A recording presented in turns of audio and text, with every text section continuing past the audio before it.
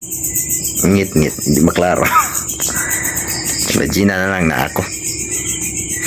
Nagstorya sa kagabion. May tungod sa judge not so that you will not be judged.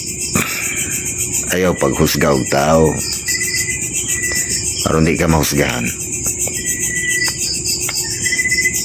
Daghan ba kay nalibog ani? Kay di man gud na to masabot sa usara ka sabot. Usara ka punto ba, usara ka meaning. Kay kinahanglan sad baya ta mo judge, wala na lay korte. Wala na guilty. Daghan kay pagiba panilitan sa pagsabot. Di ta maghimantayon sa uban, di ta maghuna-una mas may pata sa uban, dili ta magsigilag correction way buhat. Dili ta mag pakanung-ingnon self-righteous and so on. Ano ba? Pero kinahanglan ta mo judge unsay sakto unsay di, kinahanglan ta mo judge unsay kabubuton sa Ginoo nato. Kinahanglan ta mo judge og sakto kinsay sad-an murag sa korte ba. Kinahanglan ta mo judge unsay decision nga angay natong pagabuhaton so on. Unsay sayop unsay sakto. So ako lang ba kay daghang mga tao di maminaw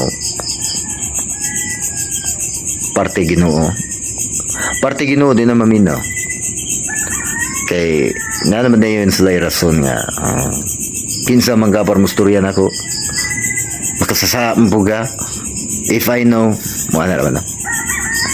So sa ato pa wala na gyud tao nga paminawon nimo. Maghuwat ka Ginoo na mo dool nimo mo. Lisod kayo.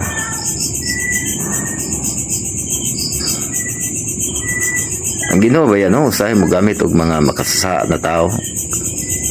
Dili kay tungod ang mga makasasa na tao.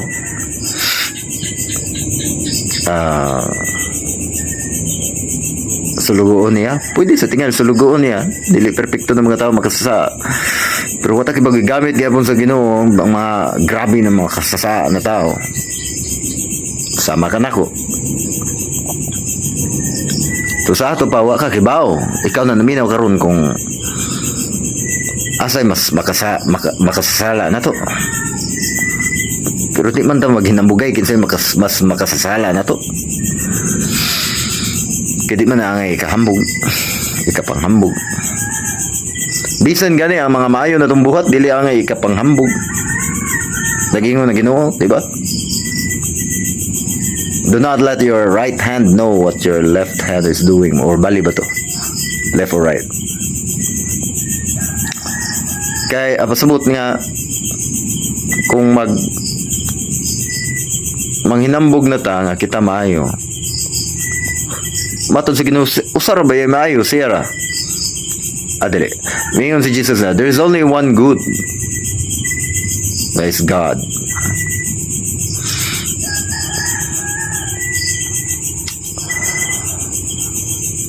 Di na lang nato lalison kinsay angay natong tuho atong paminawon, tuhuan, kinsay limpyo, kinsay hugaw. Ang punto ba kung nakapaminaw ka sa pulong sa Ginoo, bisag kinsa man ang istorya nimo. Nya natandog ka. Ayaw ilimod.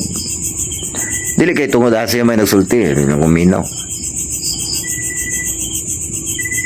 Ang pulong na sa Ginoo, di sa Ginoo nagikan.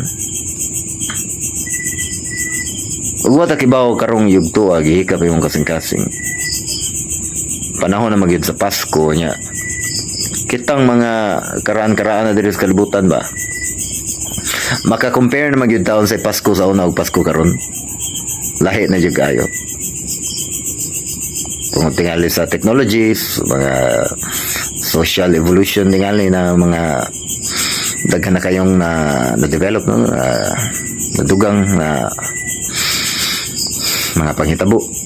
Ang culture na to nausab. ang punto mao, maminaw ta sa Ginoo.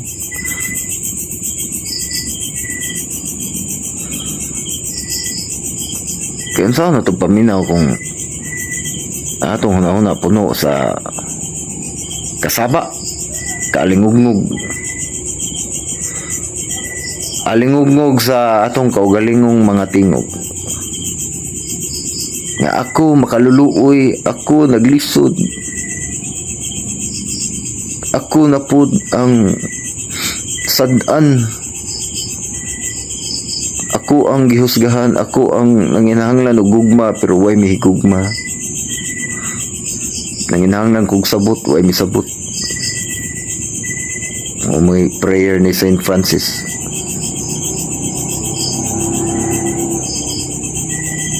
So